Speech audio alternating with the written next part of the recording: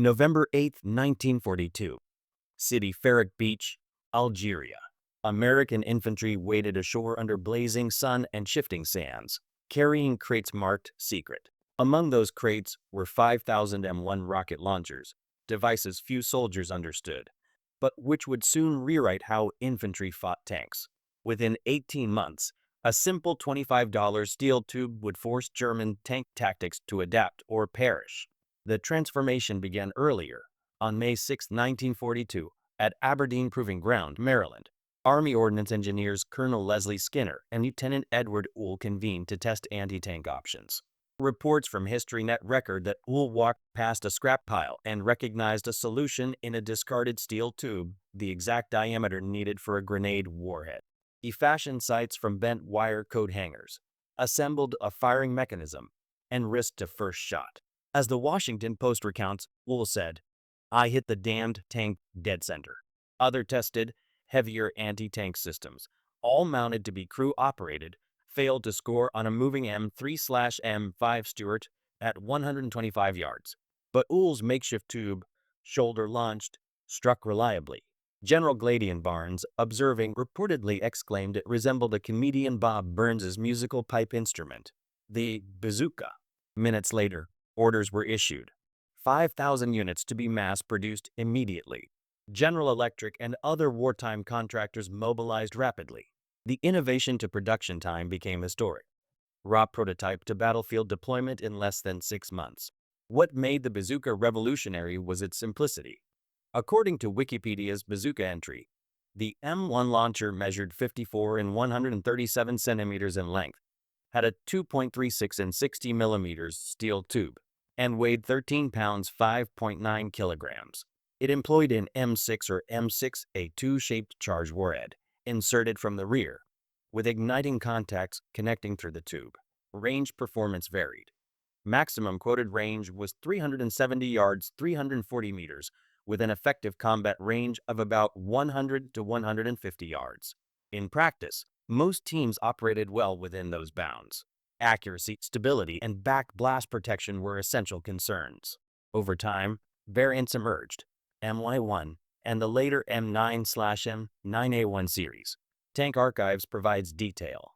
The M1A1 improved shield and safety features, while M9/M9A1 replaced batteries with a magneto generator and allowed barrel separation for transport. The simplicity was by design. Each launcher needed little more than a steel tube, front and rear handles, electrical wiring from the trigger to rear contacts, and basic fabric stock to hold batteries. Warheads were shape charge heat grenades with 6 fins for stability. Because of its low weight and ease of assembly, many infantry units could be outfitted quickly. Because it was so cheap and robust, estimates suggest 476,628 bazookas of all types were produced by war's end. Extra rockets, often 15 million heat types, plus smoke rockets bolstered the supply. In early 1942, American infantry lacked a portable, effective anti-tank tool. The M1 bazooka changed that. Training reports from Fort Benning and ordnance records claim that new recruits could be trained to use the bazooka effectively in one afternoon, whereas the same soldier would take weeks to master a 37mm gun. Captain Franklin Johnson's report observed that 2 men with a bazooka could go anywhere infantry could go. This mobility was key.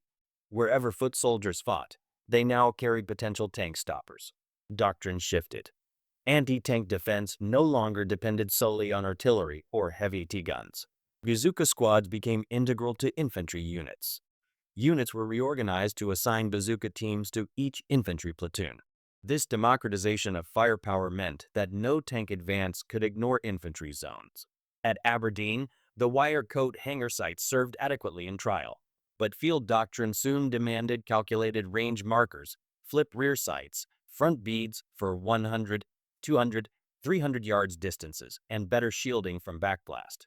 Tank Archives notes that M1A1 adopted a protective mesh shield to reduce exhaust danger to the shooter. Operation Torch launched November 8, 1942. Among the 107,000 Allied troops landing were units of the 1st Infantry Division, 1st Armored Division, and 509th Parachute Regiment, each carrying sealed bazooka crates. But the debut was chaotic. Soldiers on board ships received no training on how to use the bazooka. Crates remained unopened until landing beaches. Many rockets were damaged by sea moisture or rough handling. Some failed to ignite or detonated prematurely. According to after-action reports, the 509th PR fired 20 rockets. Only 7 functioned properly. Despite problems, localized successes occurred.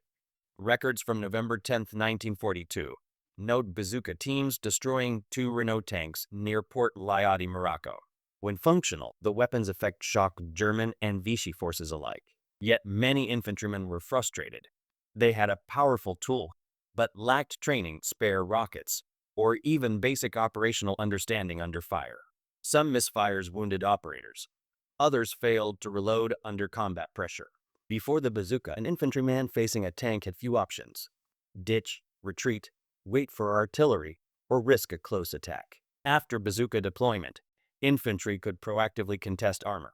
Tanks advancing over open fields or trying to flank infantry positions now risked infantry ambushes with rocket launchers. The Germans were unprepared. They had few expectations that foot soldiers could carry a portable rocket capable of penetrating tank side armor. When U.S. teams knocked out light tanks or disabled Panzer sides, they forced German tactics to change. Tanks would operate more cautiously, rely more on infantry escorts, or avoid exposed flanks.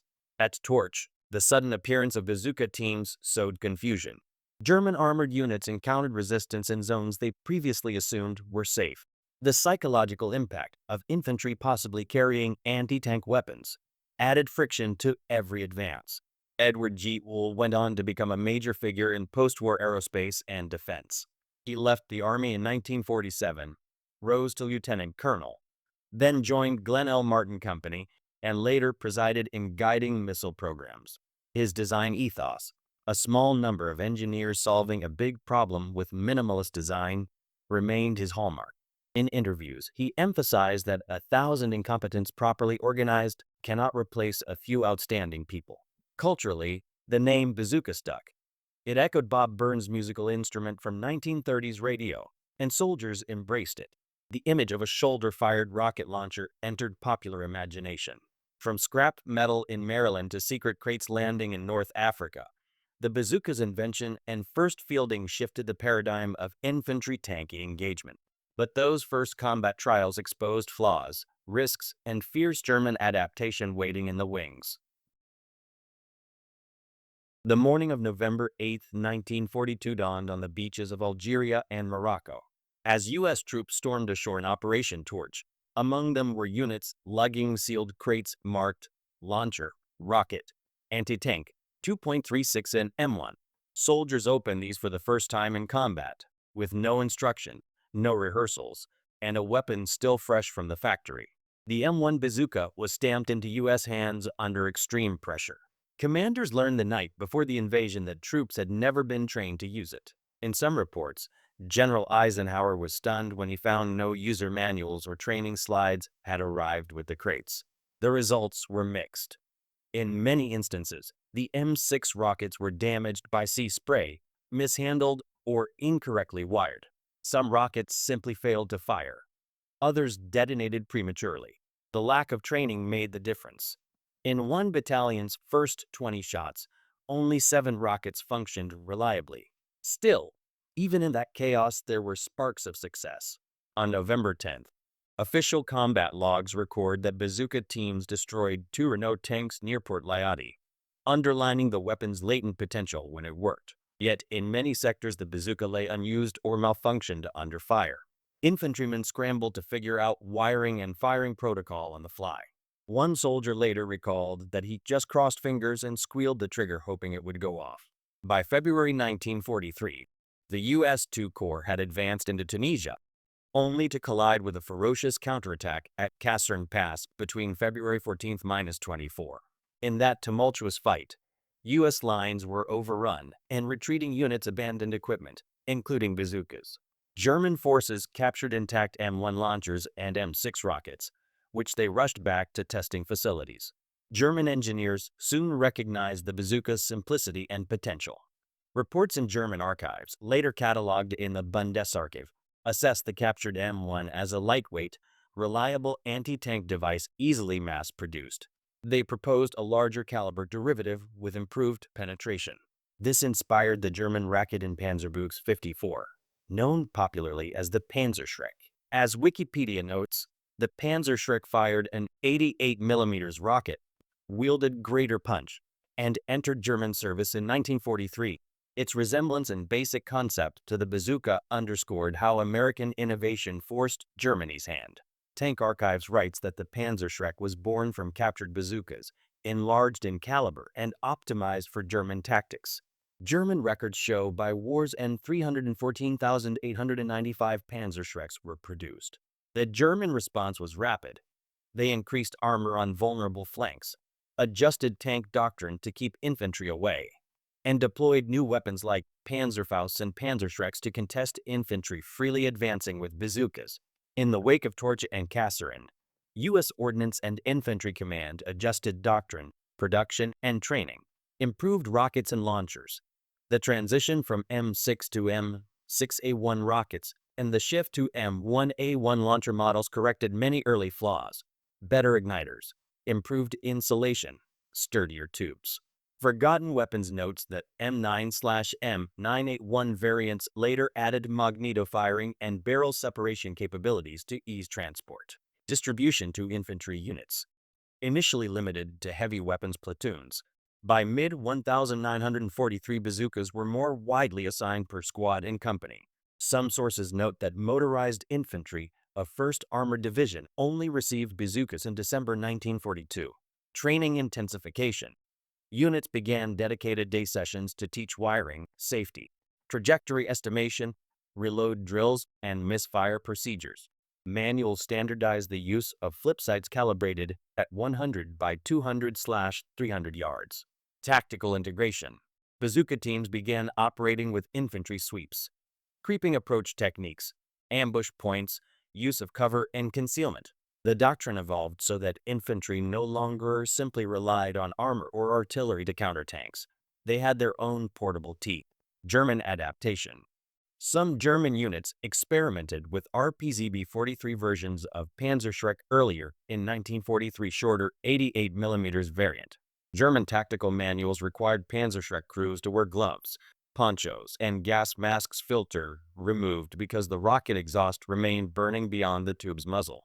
In North Africa after Torch, though bazooka use was spotty and unreliable, German observers recorded surprise at infantry teams damaging light armor. During the Tunisia phase, captured bazookas began appearing in German intelligence summaries. In Sicily in 1943, some units claimed bazooka hits on medium tanks, and even a Tiger through vision slits or undemonstrated chance hits. Wikipedia cites that the M1A1 bazooka reportedly knocked out a Tiger by hitting a weak spot.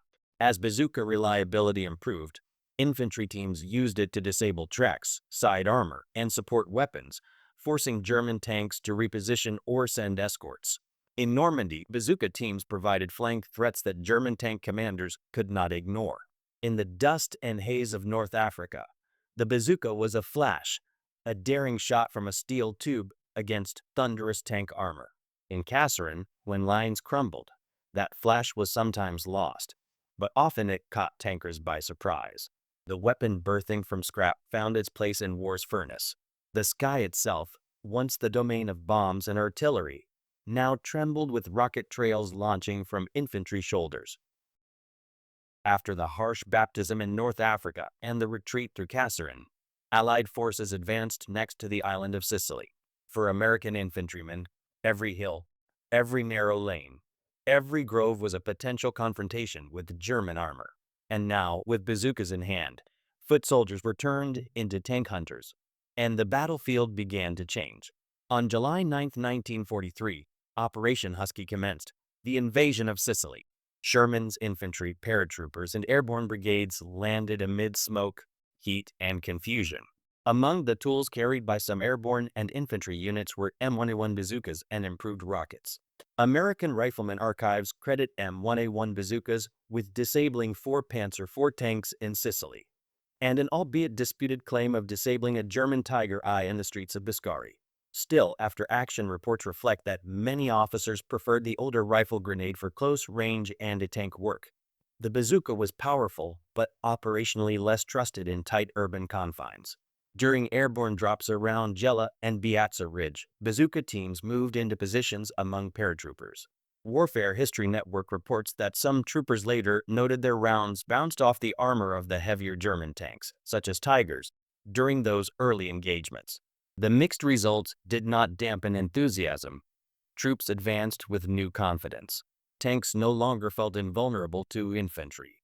The psychological shift, even when bazookas failed, was real. Armor now had to watch its flanks. After Sicily fell, Allied forces pushed into mainland Italy. The terrain, mountain ridges, valleys, towns, favored ambushes. In that environment, portable anti-tank weapons gained even more value. Shermans and infantry moved through passes, sometimes locked in narrow corridors for which heavy tanks were ill-suited. Bazooka teams nestled in stone walls, vine rows, rubble, waiting. Even a single well-aimed bazooka shot to a side plate or track could stall an armored advance until supporting elements arrived. Infantry doctrine evolved. Bazooka teams no longer held to a rigid point-attack role, but became mobile assets, screening flanks, supporting camouflage advances, and coordinating with friendly tanks or artillery. The weight and compactness of the launcher meant that even in steep ravines or bridges, bazooka squads could be carried forward. Italian partisan reports and battlefield photographs show U.S. infantry with bazookas held in hometown streets, firing into German armor that pressed through narrow village lanes. While sometimes German tanks proved resistant, blowing off bazooka rockets or surviving hits, many advances were delayed or diverted because infantry presence with rocket launchers could not be ignored. On June 6, 1944, Allied forces stormed the beaches of Normandy. As American divisions pushed inland, the bocage terrain, hedgerows, narrow lanes, concealed German defenses presented new challenges. Tank advance was dangerous. Every hedgerow and lane corner could hide anti-tank guns or ambushes. Infantry units carried bazookas to counter these threats. When Panzer IV or Panthers attempted counterattacks, bazooka teams moved carefully to flank lanes, conceal themselves behind hedgerows, and strike at close ranges. The short effective range of early rockets was a limitation, but in unclosed rural terrain, that disadvantage shrank. One combat vignette. During the Battle of Bloody Gulch on June 13, 1944, elements of the 101st Airborne and 29th Division counterattacked German armor trying to penetrate the Carentan area. One bazooka team, guided by paratroopers, helped knock out a German tank that had broken through infantry lines, enabling the Allied counterattack to stabilize. In Normandy, logistics strained. American logistics in Normandy reports that bazookas became scarce at times. Several units had to surrender mortars to reallocate weapons, and bazooka shortages were likewise addressed by pulling from support units to infantry units. Despite supply issues, bazooka teams and anti-tank infantry became critical parts of combined arms tactics, coordinating with tanks, artillery, and infantry to seal old German armored tactics. As the war progressed, certain soldiers' bazooka exploits became legendary. One such man, Private First Class William A. Soderman. On December 17, 1944, during the Battle of Rockruth-Ardennes, he single-handedly disabled 3 German tanks using his bazooka after his assistant was wounded. Despite heavy fire, he remained at his post and later received the Medal of Honor. Another story, Pedro Cano, fighting in Italy, used his bazooka to knock out enemy machine gun nests while crawling under heavy fire, even when ammunition and cover were sparse. His citation credits boldness and initiative. These examples illustrate that while the bazooka was a tool, it was the courage and improvisation of soldiers that made it deadly. By mid-1944, German armored commanders adapted. They avoided exposed flanks, emphasizing infantry screens and smoke. Tanks moved in tighter formations with anti-infantry support rather than isolated thrusts. Armor-on-armor engagements became more cautious, reluctant to face infantry close in. In some settings, German infantry equipped with Panzerschreck or Panzerfaust confronted bazooka teams directly or suppressed them by fire. Where early bazooka rockets failed to penetrate, more advanced rockets, for example M6A1, were deployed with better ignition and insulation to improve performance. On the Allied side, integration improved. bazooka teams were placed as flank guard assets, trained to coordinate with tanks so the tanks would pin the enemy while infantry attacked the side, or to call artillery on armored routes while harassing tank treks. From Sicily's sun-baked ridges to Normandy's hedgerows, the bazooka's signature was still subtle: a flash, a hiss, a tank lurching to flames. Where heavy ordnance would leave craters, bazooka shots left scars. Small tubes against steel, infantry taking their rightful combat place. The roar of tank engines, the flash of rocket launchers amidst the forest gloom, the sky heavy with shell arcs. Amid this chaos, some men did more than carry bazookas, they became legends. And the Germans, confronted by a new, cheap threat, scrambled to respond. We explore Bazooka Charlie, infantry heroes, and the hardest technical countermeasures the enemy scrambled to invent. Among the most vivid stories from WWII is that of Charles Bazooka Charlie Carpenter, an Army observation pilot, assigned to fly a light L-4 Grasshopper plane. Carpenter carried a daring idea.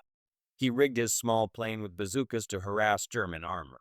Carpenter affixed 6 M1A1 bazooka tubes to the wing struts, 3 on each side, and wired them to toggle switches in the cockpit. He angled the tubes upward at 20 to 25 degrees so he could fire while diving at tanks below.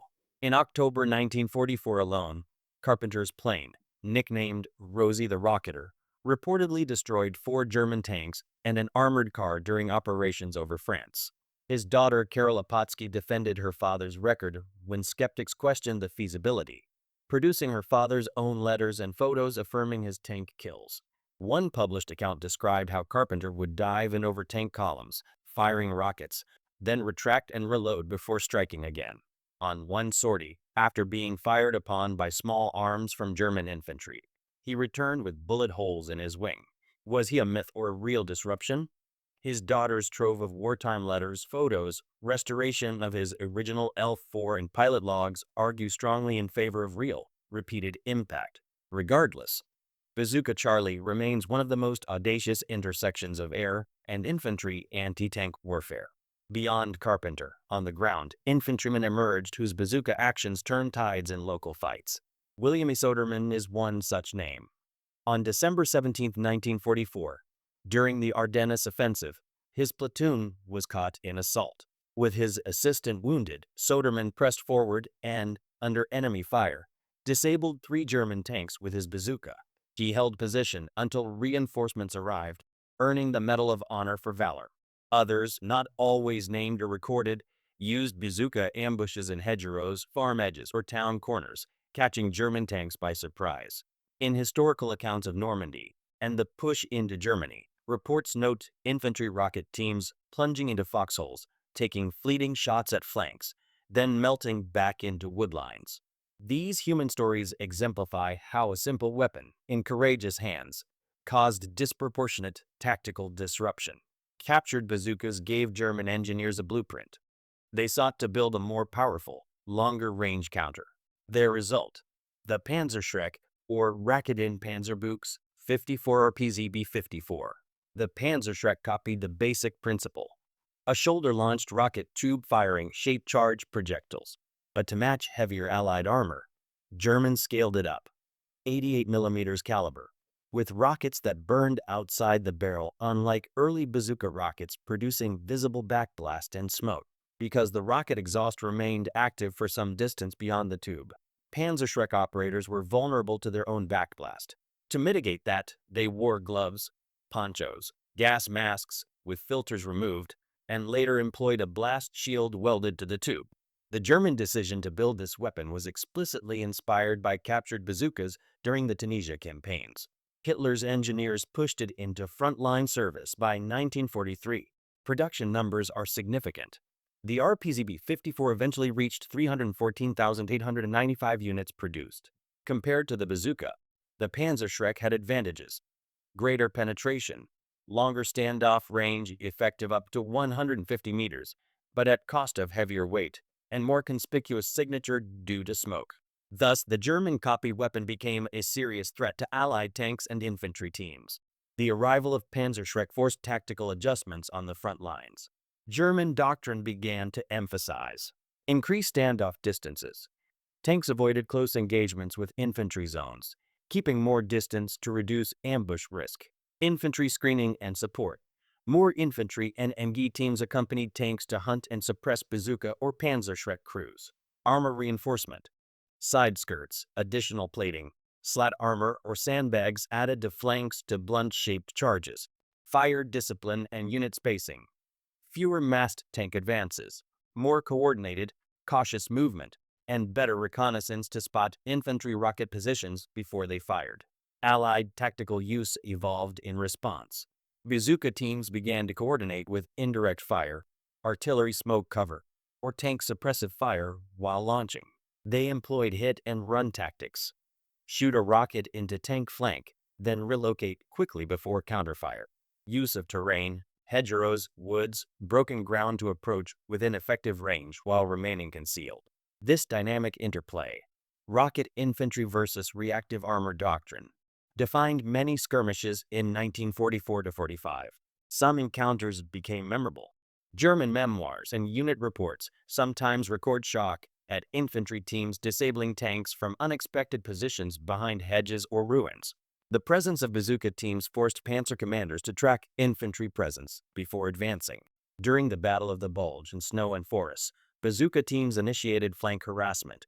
German tank units were forced to alter routes, slow their advance, or stay under muzzle angles safe from side shots. Records of Panzerschreck effectiveness. Some German infantry claims that RPZB crews knocked out Sherman armor at distances beyond what bazooka teams dared. This escalation raised the arms race between infantry anti-tank capability and armored countermeasures. No weapon was perfect. Many bazooka teams failed because rockets misfired or duds occurred. Tubes were damaged or sights misaligned under stress. Repeated firing, overheated components, or wiring failed.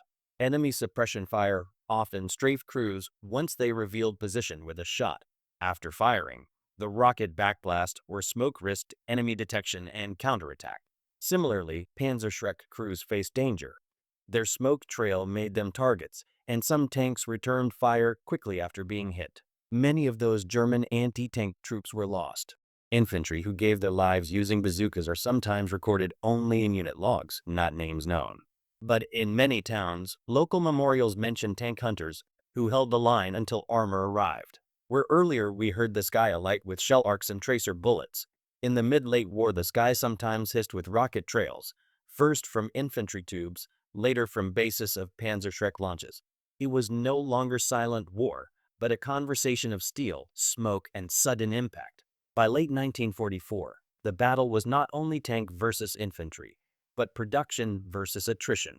Who could field more rocket infantry, whose doctrine could absorb failure and evolve faster? When American soldiers first thrust steel tubes at German armor, they thought they had introduced a surprise. But Germany was not unprepared for innovation, and soon they struck back. We see how the Germans reversed engineered, escalated, and adapted, triggering an arms race of infantry anti-tank weapons that would shape the final phases of the war. The capture of M1 bazookas and M6 rockets during early combats, notably at Kasserine, provided German engineers with the blueprint they had not yet built. As Beaches of Normandy notes, those captured launchers allowed German ordnance to analyze the simplicity of a shoulder-launched anti-tank rocket and conclude that this concept could be scaled. By mid-1943, the German Raketenpanzerbüchs 54, commonly called Panzerschreck, emerged, inspired by the bazooka but enhanced in firepower, caliber, and punch. Panzerschreck was not merely a copy. Germans increased its caliber to 88 mm, redesigned the rocket, and accepted trade-offs like heavier backblast and smoke to gain deeper penetration. The evolution is well documented in German and later Allied technical assessments. By 1944, Panzerschreck units began appearing across eastern and western fronts, disrupting Allied armored advances, harassing Shermans, and forcing infantry to survive under new anti-infantry threats. Understanding the scale of production helps us appreciate the intensity of the contest. The Panzerschreck production reached about 314,895 units over its operational life. Some secondary sources put German production of launchers at some 290,000 across variants. The Germans also manufactured millions of rockets to feed these weapons, sustaining the operational tempo. On the Allied side, estimates show bazooka production numbers by variant. M1, 112,790. M1A1, 59,932. M9, 6,087. M91, 277,819. Total for 2.36-inch bazookas. 456,600 units plus later models. Thus, in sheer numbers, U.S. launchers outnumbered German Panzerschrecks, especially when considering multiplicity of rocket stocks. However, quantity wasn't enough. Germany's improved penetration, heavier warheads, and tactical deployment of Panzerschrecks forced serious adjustments by Allied forces. The presence of effective German infantry rocket launchers forced Allied tanks and infantry into new defensive postures. Increased armor and spacing. Allied tank formations maintained greater separation and added side skirts or sandbags to deflect shaped charges. Infantry screens. Tank columns were accompanied by infantry and machine guns to detect and suppress Panzerschreck teams before they fired. Preemptive suppression. Artillery, tank fire, and smoke screens were used more aggressively to neutralize suspected rocket team positions. Mobility and unpredictability. Tanks moved less predictably, used terrain masking, and avoided predictable advance vectors in zones where rocket teams were suspected. The arms race pushed both sides to adapt. Rocket teams had to fire, relocate quickly, or use concealment. Tanks had to watch for wolf packs of infantry teams hidden in forests, ruins, or flank cover. No weapon is perfect. The German counterattack came with costs, compromises, and vulnerabilities. Weight and mobility. The Panzerschreck, with its 88mm tube and rocket, was heavier than the earlier bazooka. The operator needed support. Backblast and smoke. The German rockets burned beyond the tube, producing a long flame and heavy smoke. This signature revealed the operator's location. Protective gloves, masks, ponchos became essential. Cost and logistics. Greater materials, larger warhead, reinforcing supply lines, producing 314,895 launchers and millions of rockets required industrial commitment under wartime conditions. Vulnerability to suppression. Rocket teams drawing fire risked being neutralized by tanks, mortars, or aircraft before firing. Range and accuracy trade-offs. While the Panzerschreck had improved penetration, its effective range 150 meters remained limited. Weapon operators had to approach close, exposing themselves. Comparative analysis shows early bazooka rockets M6/M6A1 penetrated 80 millimeters of armor. Some sources, while improved versions M9 reached 110 millimeters. German rocket teams often exceeded those thresholds with their caliber increase. Thus, while Germans caught up in power, Allied advantages in numbers, mobility, training, and integration often offset these gains. In Normandy, Panzerschreck teams disabled Shermans in hedgerow warfare. Allied after-action reports mention tanks disappearing side-on. In the Battle of the Bulge, forests and flanking attacks gave rocket teams stealth. Tank columns moving through snow and trees suffered flank hits. In Eastern Front sectors, Panzerschreck proved effective against Soviet and American-made armor alike. German infantry used the weapon extensively in defensive towns and fortified positions. The presence of German rocket teams forced Allied commanders to change doctrine mid-battle, to advance with caution, secure flanks more aggressively, and allocate more suppressive fire to infantry zones. German experimentation didn't stop at Panzerschreck. They tried auxiliary systems. 8.8 centimeters Reichenwerfer 43, a wheeled-mounted rocket launcher, combining elements of artillery and rocket systems, tested as a heavier anti-tank alternative. Production was small, 3,000 units, because mobility proved less advantageous than portable launchers. Panzerfaust not strictly equivalent, but impactful. Disposable anti-tank recoilless weapons, simpler to manufacture en masse. Panzerfausts were produced in enormous numbers, over 8,254,300 units in its variants, and designed to supplement Panzerschreck in close quarters. While bazooka and Panzerschreck were reusable, Panzerfausts were one-time launchers, sacrificing reusability for mass issuance to infantry. These layered German systems meant Allied infantry now faced both reusable rocket teams and disposable close-range threats. When infantry began to believe we're not helpless before tanks, a morale shift occurred. Bazooka teams and later Panzerschreck teams signaled that every soldier had the potential to challenge armor. That symbolic shift forced tank crews to anticipate infantry danger more thoroughly. Conversely, German commanders grew wary. No longer could tanks roam freely ahead of infantry without risk. Every bush, building, or fold could conceal a rocket launcher. The psychological effect from both sides cannot be overstated. The sky once echoed with rocket salvos fired by American infantry. With the arrival of Panzerschreck, the sky also answered, German rockets firing outward, smoke trails, crackle of exchange. The battle of rockets became a duel of asymmetric arms. When the guns finally fell silent in Europe, the bazooka had changed much more than skirmishes and tank battles. It left a legacy in doctrine, technology, and strategic thinking. How that simple steel tube evolved after WWII influenced future weapon designs and became a symbol of infantry empowerment in armored warfare. World War II's bazooka family M1, M1A1, M9, M9A1 remained in U.S. arsenals briefly after the war. But engineers knew improvements were required: better penetration, reliability, range, and addressing problems such as moisture sensitivity and warhead effectiveness. The Armory Life notes that post-war, the U.S. Army created the M20 Super Bazooka, a more capable launcher that incorporated lessons learned from both American and German designs. According to Wikipedia's bazooka page, the M20 had a 3.5 in 89 millimeters diameter, fired heavier heat rockets, yet was about 20% lighter than the German Panzerschreck counterpart.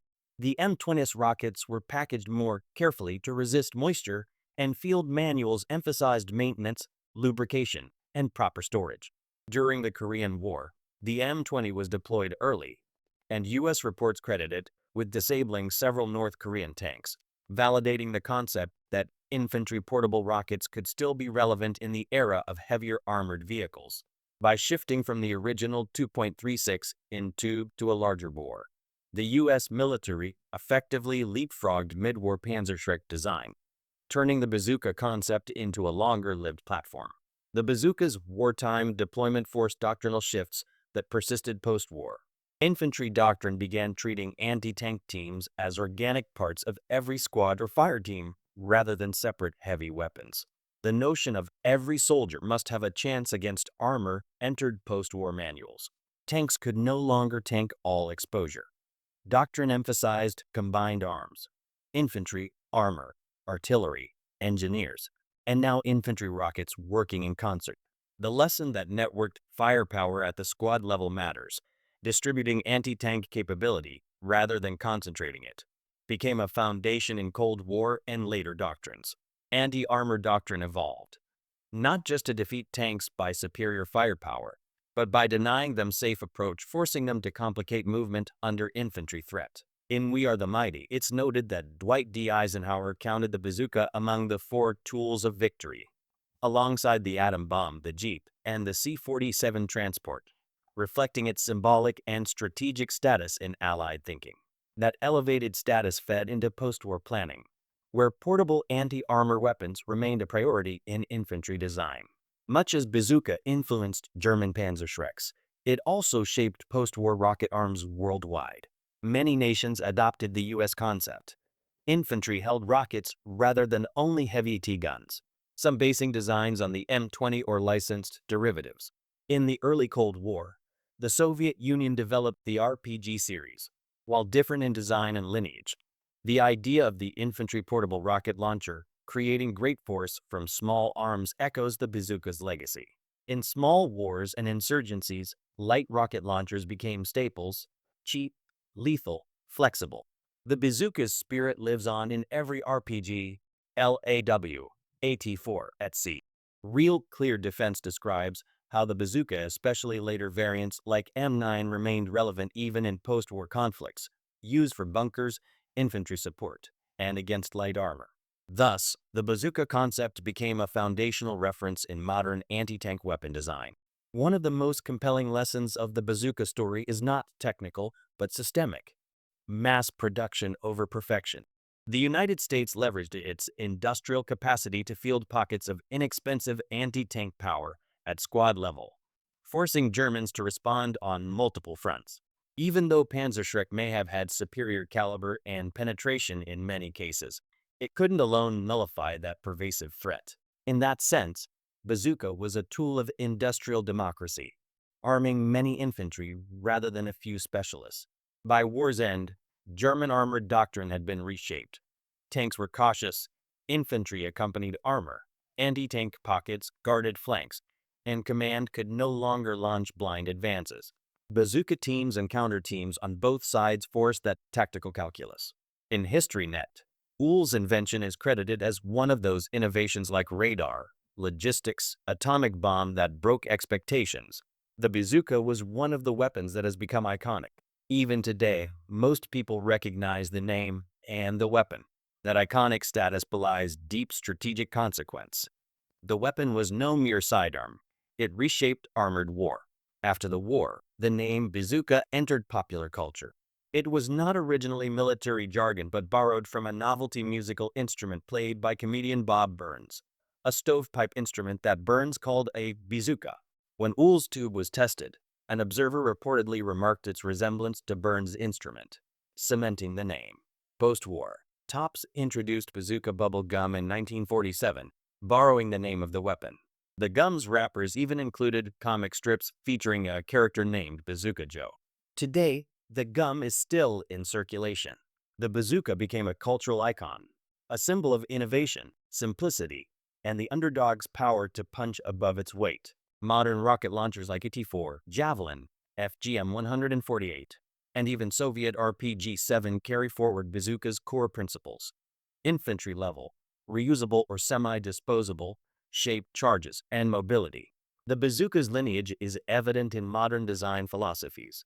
Emphasis on lightweight, ease of operation, manufacturing simplicity, modularity, quick deployment, and robust warheads. Field reliability, environmental resilience, safety interlocks, lessons learned from early WWII failures. Even though today's systems are far more sophisticated, guidance, tandem warheads, fire control, the basic concept, giving infantry credible punch against armor, is the same. From Uhl's scrap pile tube at Aberdeen to the final engagements in Germany, the bazooka shaped armored warfare in subtle but lasting ways. It rebalanced risk. Infantry could now fight tanks, and tanks could no longer assume infantry impotence. German chains of command changed, aerial and artillery support adapted, production lines shifted, tactical doctrine evolved. Eisenhower's ranking of the bazooka among his tools of victory was more than symbolic. It recognized how small, inexpensive weapons can force strategic consequences when multiplied and deployed wisely. The sky that once thundered with tank shells later whispered rockets. And still today, in modern battle, that whisper persists in every soldier-born launcher, every shaped charge, and every doctrine that says, give the soldier a chance to fight the tank. Thus ends the story of how a $25 steel tube, armed with vision and mass production, rattled the engines of armored warfare and left a legacy that still smolders in the arsenal of modern combat.